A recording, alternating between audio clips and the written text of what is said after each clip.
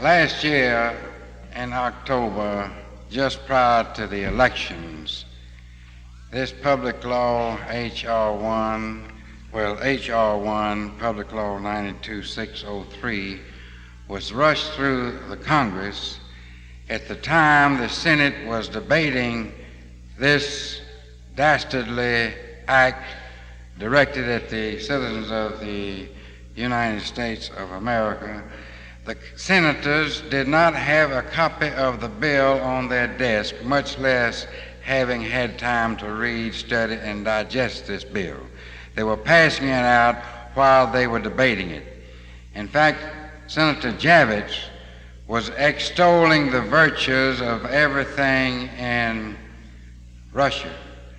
In fact, he says, now we are ahead of Russia in so many things, in so many ways, except in our medicine, health care, openly and notoriously advocating communism in the Senate of the United States of America. Can you imagine? In this bill, they have in store for you, it will be brought out a little later, but I just can't wait. I think you ought to know it now and have it impressed like Christmas for the birth and Easter for the resurrection. You got to hear these things over and over. If you think about it a little bit, you remember you heard it somewhere when you were back in kindergarten, but each time you learn a little bit. Under this bill, the politicians and the bureaucrats will figure out how I can diagnose your illness by the numbers, 1, 2, 3, 4. And if I end up with 2 instead of 1, I'm supposed to know where to go from there. They also will designate the place of treatment for your disease, the nature, duration, and frequency of this treatment, the number of hospital visits, the interval between these visits, the number of phone calls, the type and frequency of drugs, and whether or not they should be administered orally or by injection. The laboratory procedures, the number allowed, which ones be allowed for what disease. X-rays, the types and the number that will be limited. The length of stay in the hospital and predetermined by diagnosis prior to admission to the hospital if the bureaucrats decide to let you in. Whether or not surgery is the treatment of choice, and if surgery is to be done, whether or not it should be done in the hospital or on an outpatient basis. The frequency and type of the follow-up visits and treatments. Now, this is a politician deciding that for you. Some fella in Washington, all-powerful, all-knowing, telling your physician how to handle you when neither of them have seen you, listened to your heart, your lungs, felt your belly, or taken your blood pressure. They are pretty damn smart to be able to do that. I'm not sharp enough for that. Dr. Parmentier, take over.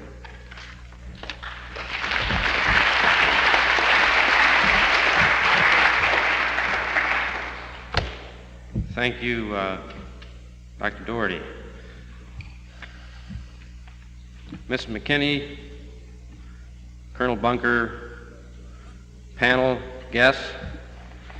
I found out Dr. Dorrity is both a surgeon and a lawyer. If he doesn't get you with his scalpel, as they say in the South, scalpel, he'll get you with his pointed words. He just got you with a few of them. I'm from California, where people buy sandy property in Nevada, betting that they may be buying future oceanfront property.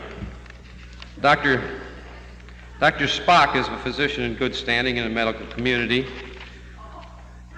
as Father Graupe is a priest in good standing in the Catholic Church, as Father Fenton will tell you. I'm also a physician in good standing. That tells you something about me, doesn't it? I respect womanhood, but I don't necessarily respect Jean-Jacques Gabor or Bella Abzug, for that matter.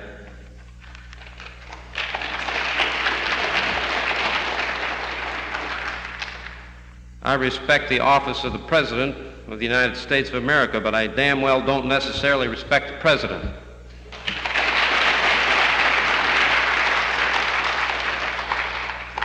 Friends in Washington, D.C., would you admit that you had friends in Washington, D.C.?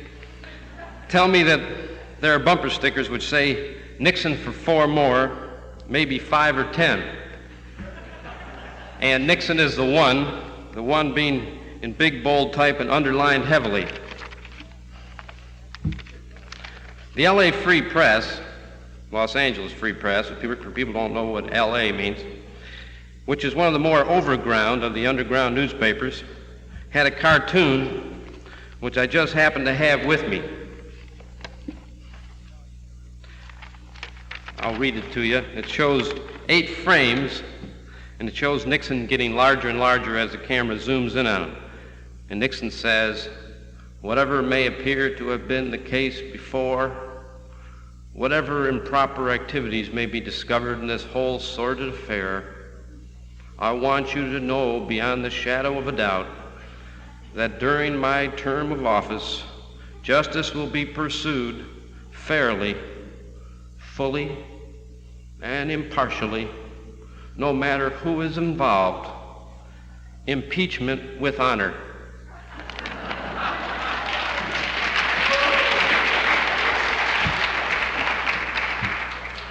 By the way, they couldn't get it in the LA Times. That's a Pfeiffer cartoon. I respect American medicine, but I don't necessarily respect the American Medical Association.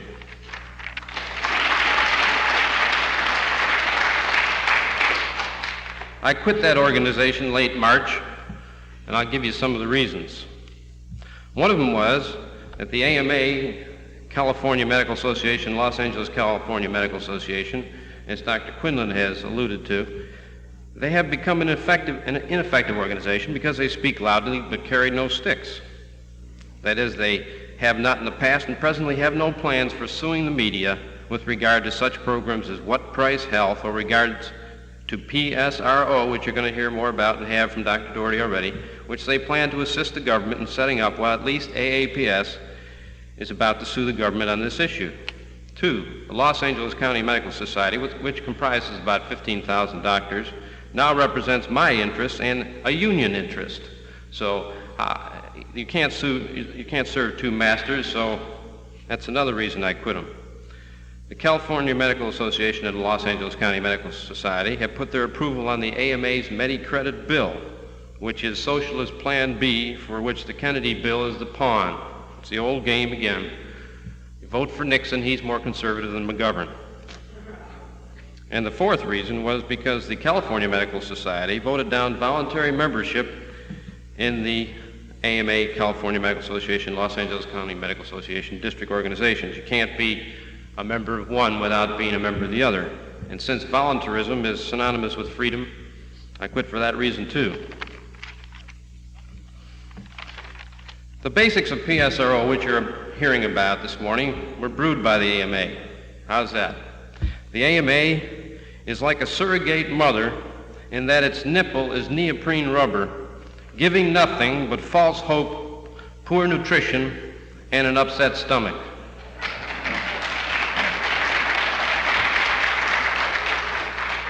An old Arabian proverb goes, I'm Italian, by the way, he who has health has hope, and he who has hope has everything. Carlton said, there is this difference between the 2 temporal blessings, health and money. Money is the most envied but the least enjoyed. Health is the most enjoyed but the least envied. And this superiority of the latter, health, is still more obvious when we reflect that the man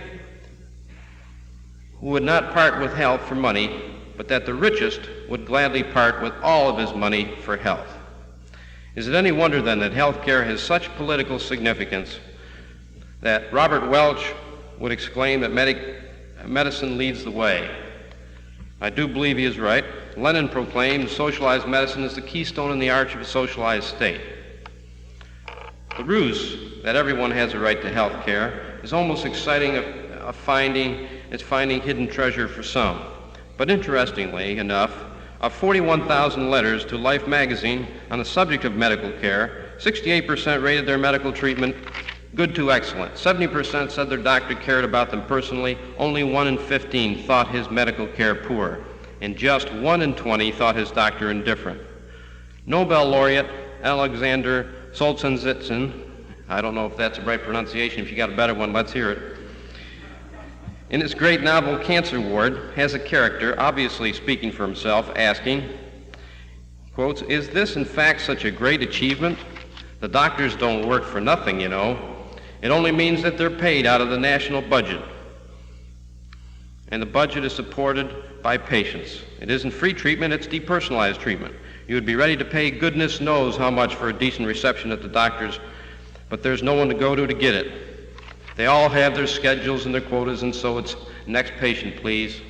A Soviet academician named Sakharov wrote, "The deplorable condition of popular education and health care is carefully hidden from foreign eyes, but for all those who wish to see, it cannot be a secret. The free system of health care and education is no more than an economic illusion in a society where all surplus value is expropriated and distributed by the government." He continues, "The hierarchical class structure of our society with its system of privileges has been especially perniciously reflected in health care and education." Sakharov's prescription for improving the Soviet medical system he put thus: "Concerning reform of the system of health care, we must expand the network of polyclinics and hospitals requiring payment of fees, increase the role of the physician, registered nurse, and practical nurses in private practice, increase the wages of medical workers at all levels." Dr. Sidney Garfield, founder of the Kaiser Permanente prepaid group medical plan, which is the one usually most liberals use in this country as an example of a great thing, said concerning medical care, "The cause of today's medical care crisis has been the inexorable spread of free care. The effect is an expanded and altered demand that is incompatible with the existing sick care delivery system, wasting its medical manpower and threatening the quality and economics of the service it renders. That result should not surprise anyone.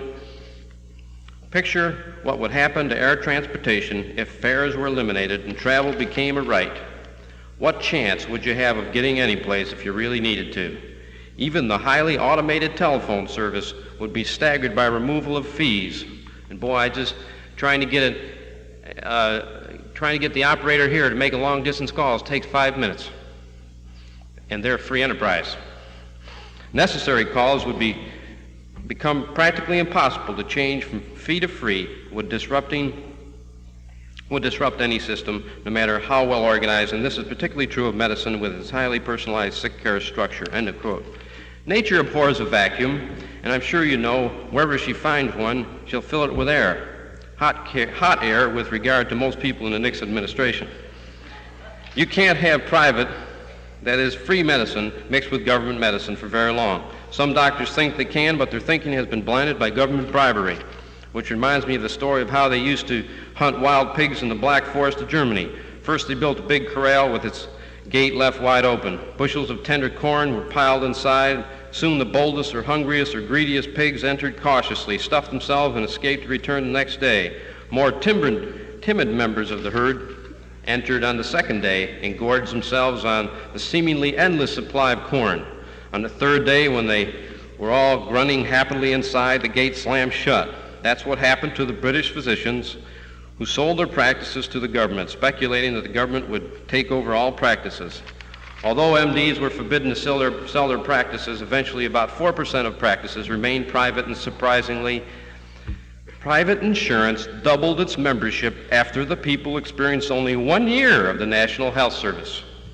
In 1948, the year Britain instituted the National Health Service, the highly regarded Brookings Institute issued a report which concluded, "It's apparent that the United States, under the voluntary system of medical care, has made greater progress than any other country.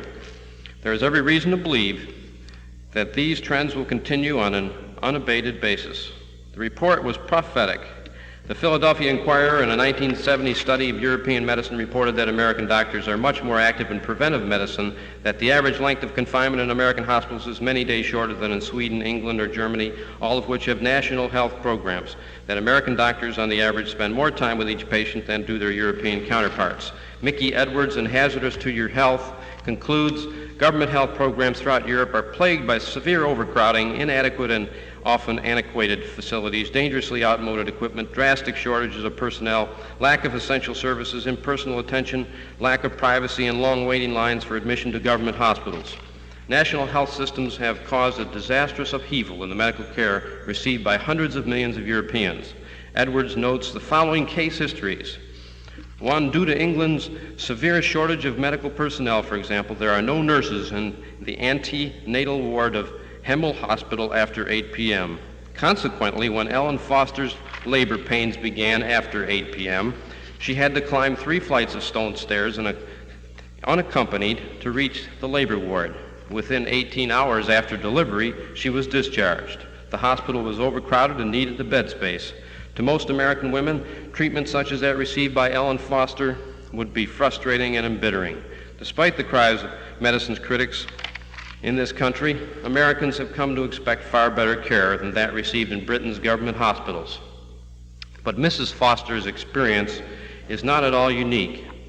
Health care facilities in most European countries are far below the standards in the United States. Between 1948, the year the National Health Service was inaugurated, in 1962, there were no hospitals built in England. Only 3 were built between 62 and 70, and this is a nation of 55 million people. Drainage facilities at the Victoria Hospital and Worksop are so inadequate that heavy rains early in 70 caused crude sewage to overflow and pour down the casualty department, causing a major health hazard. A 19-year-old patient lost an eye as the result of infection caused by erection of a makeshift operating room, a plastic tent set up on temporary rubber flooring in a recreation hall. The damp floor, inadequate and contaminated ventilation, a faulty air gauge and sterilizer, and unsterile wash basins caused infections that also struck 3 other patients with less permanent effects. A fire that killed 24 patients at Shelton Hospital in Shrewsbury was blamed on unsafe facilities, but the Regional Hospital Board, dependent on government allocations, reported that it lacked the necessary funds to make any improvements that would remove the danger. Sanitation restrictions are so lax in St. Stephen's Hospital in Chelsea that some of the hospital's departments had to be closed after cats moved into the hospital, causing an invasion of fleas in beds, clothing, linen, cupboards, consulting rooms, and examination rooms. Harold Gurdon, a member of Parliament from Birmingham, has called for a public investigation into waiting lists for children to have ear operations. In 1969, Gurdon said 50 Birmingham children a year were going permanently deaf because they were unable to receive hospital treatment in time. The situation has not improved. The handicap under which deaf children must labor, for example, has become increased by a severe shortage of new hearing aids in Britain, largely the result of increased demand for free health appliances. In 1969, 3-year-old Scott Vetch fell in the garden of his home in Gravesend. Scott's mother rushed him to a nearby hospital where he was x-rayed and doctors diagnosed a double fracture.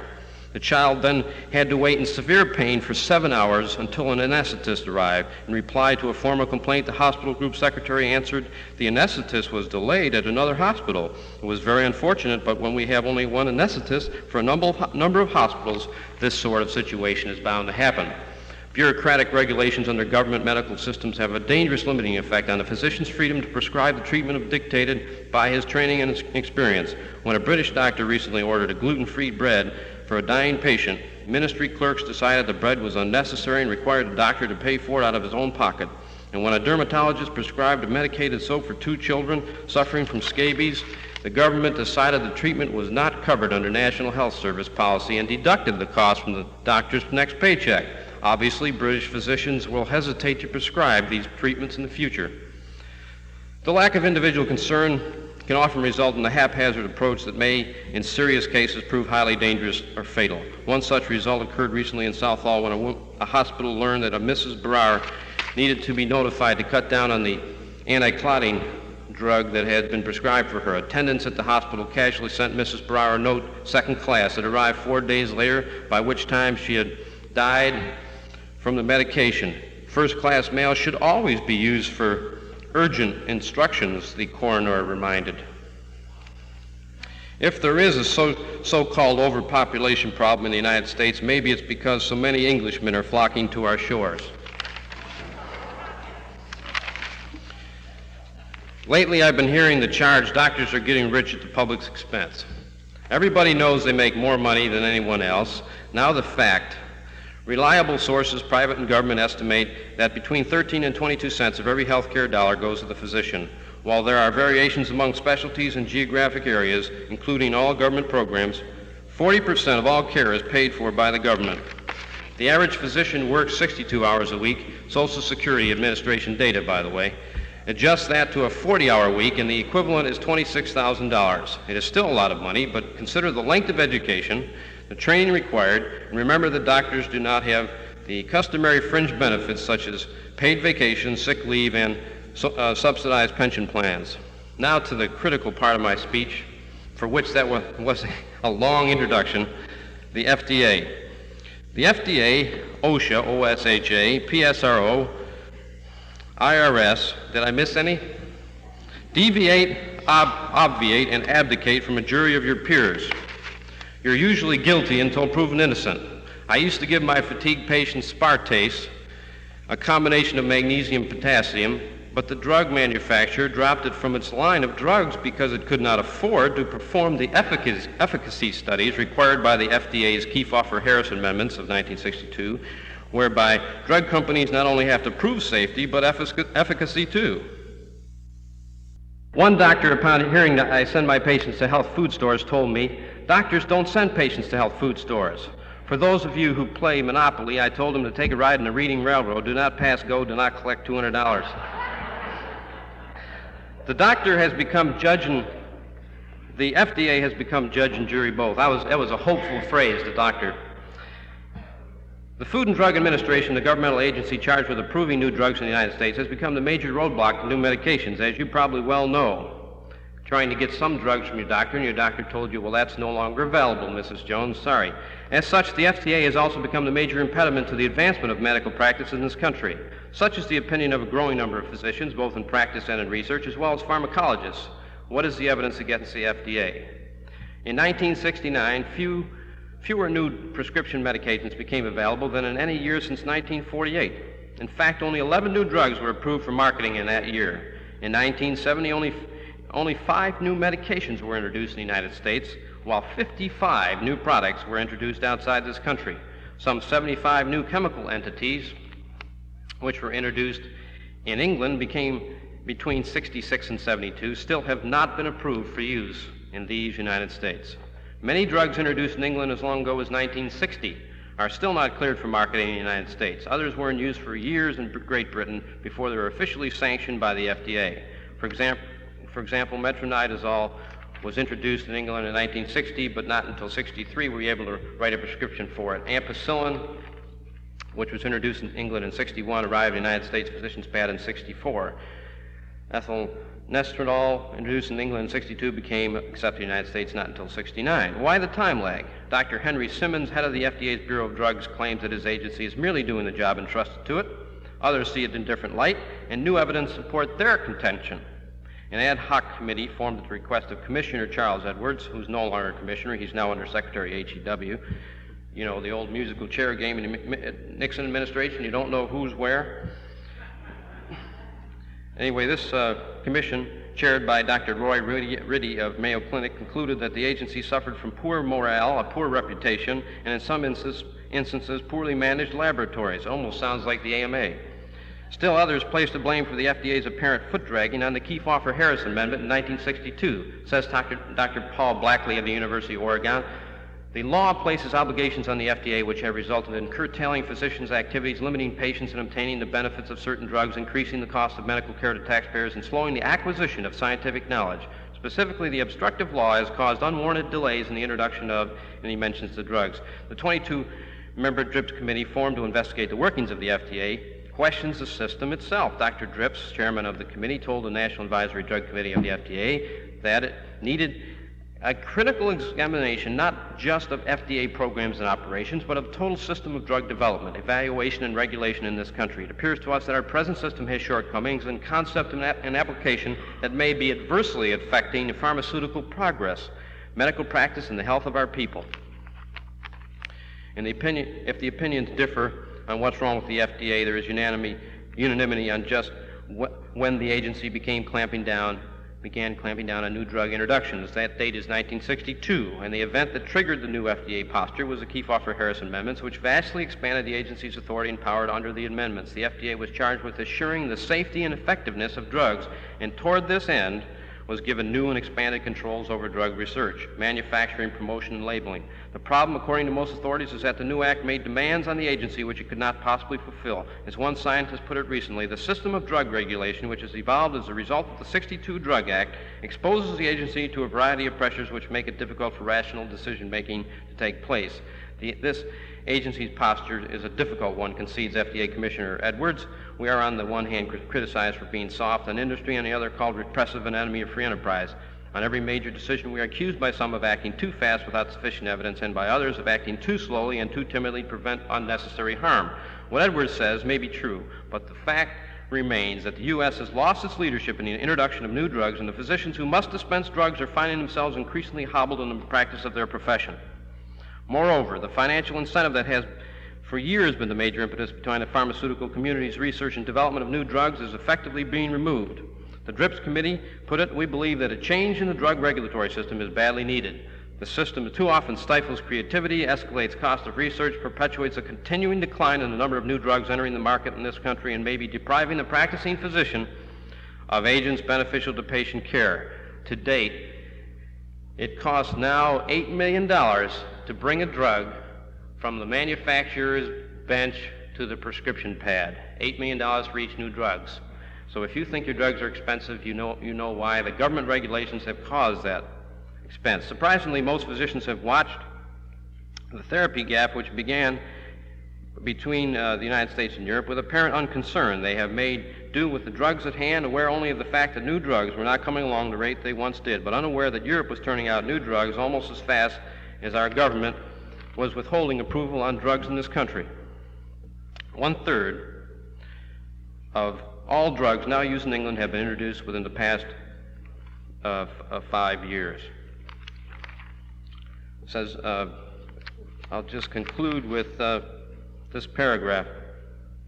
In the opinion of many authorities, the drugs needed to treat effectively some of our most serious medical problems are already in existence, separated from the patients who need them only by 3,000 miles of ocean and an FDA administration that appears more interested in keeping possibly harmful drugs off the market than in approving the use of drugs with known and proven therapeutic qualities. Let me mention two drugs of significance. One of them is a drug you may have heard called DMSO, dimethyl sulfoxide. These are some quotes of patients who've written letters. Without the medication I need, the pain is so intense I can't walk. Please help me now. When the pain is hurting me like this, even one more day is too long to wait. Since treatment was stopped, my brother lies in bed like a vegetable from pain. When we know there is a drug that will help him, but we can't get it, it makes another kind of agony for the rest of us in the family. Please help us. Why did they take away the only drug that can keep me out of the wheelchair? I don't want to be a cripple on welfare. Won't you help me? There are many problems with the drug. There are some safety problems, and there is not adequate proof at this time of its efficacy in human conditions, end quotes. The first three of the above statements are drawn from letters received by Oregon Senator Mark Hatfield. The last comes from Dr. Henry Simons, director of the FDA's Bureau of Drugs. And all are speaking about the same pharmaceutical, dimethyl sulfoxide, better known as DMSO. Many drugs have suffered a long and tortured journey from the test tube to the testing lab and thence to the prescription pad. Many have been allowed in Europe long before becoming legal in this country. In some ways, the experience of DMSO is no different than the others. In some ways, it is unique. Its story is worth retelling and understanding the current problems with testing new drugs. The debate that is today raging over DMSO is at once one of the most interesting and, in the eyes of many physicians and patients alike, one of the most tragic in modern medical history. Indeed, DMSO's absence from the regime of drugs which the patients can use for treatment has opened to question the entire philosophy and method of operation of the FDA. What makes DMSO so noteworthy among new drugs? Unlike many others with limited use, DMSO has been hailed in medical circles as a Cinderella drug equal in importance to penicillin. There's also another one, Laetrile, which I'd like to mention. Patients have been successfully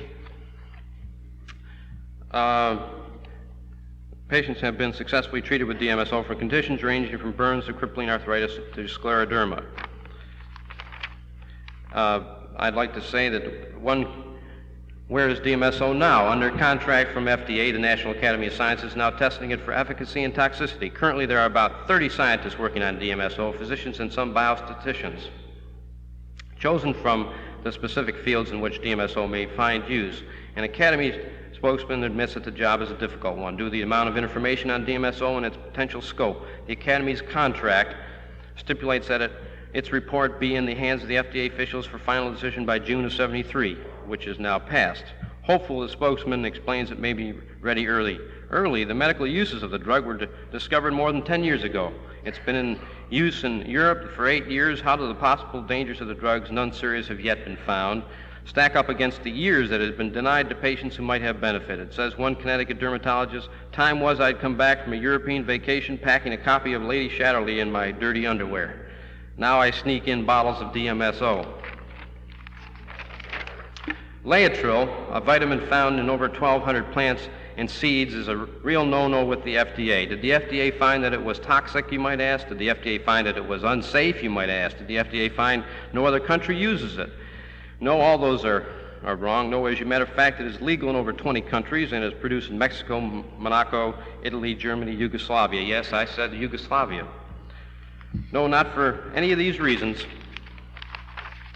Why then, you must be thinking, simply because the FDA will not test it. Former Congressman John Schmitz in his August 7, '72 newsletter quotes a letter to Congressman Louis Fry from Dr. Dean Burke, head of the Cytochemistry Division Section, National Cancer Institute. In that letter, John Schmitz quotes Dr. Dean Burke saying, in spite of the aforementioned FDA prohibition of Laetrile in interstate commerce, there are well over 1,000 cancer-afflicted persons in this country using Laetrile for cancer treatment and amelioration. He goes on, and I'm talking too long, so I'll just refer you to the Committee for Choice of Cancer and Cancer Therapy, which will be showing a film showing at 5:15 p.m. today called World Without Cancer. That'll be in Parlor D&E. Ed Griffin recently completed this film strip, and please see it. It's a very good one. In my opinion, which I can still give because the First Amendment hasn't been desecrated yet, the reason why the FDA will not test Laetrile and release these other drugs to you is because the super rich, the Kennedys and Rockefellers, being some of them, want a socialized medicine. And if the cure for cancer were known today, the hue and cry for socialized medicine would blow up in smoke. You see, cancer is the second biggest killer and the most expensive reason for hospitalization. The average person afflicted with cancer spends about $15,000 from diagnosis to death. The GOP, prior to the '72 elections, in a study of about 8,000 people, found that 80% felt that inflation and crime were major problems. Only 20% felt that medical care was a major problem.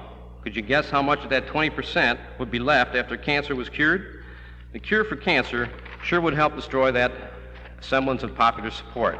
Last but not least, in January of this year, the FDA severely limited the amounts of vitamins you can produce over the counter in each capsule. The Hosmer bill, supported by over 100 congressmen, would prevent the new regulations from going into effect. They're scheduled to go into effect January of '74. There is a petition which Dr. Jagger gave me some extra copies of. If you want those, either contact me or go to the Booth Committee for Choice and Cancer Therapy or Citizens for Truth and Justice. We must be very careful not to look to those people who are causing the problems to offer the solution. Therefore, we must identify the enemy. For a lot of people, that's a gargantuan task. It's like admitting there has to be a conspiracy, which, if ever realized, then because the mind is made for truth, you will automatically try to expose and oppose that conspiracy, the exposing being a large part of the opposing. We may be the last bastion of capitalism, as Lenin pointed out, but being last makes us the toughest to crack, since we have the benefit of the informational signals from all over the socialist-torn world where the same schemes were tried and failed miserably. Thank you. Frank Woolley will precede me.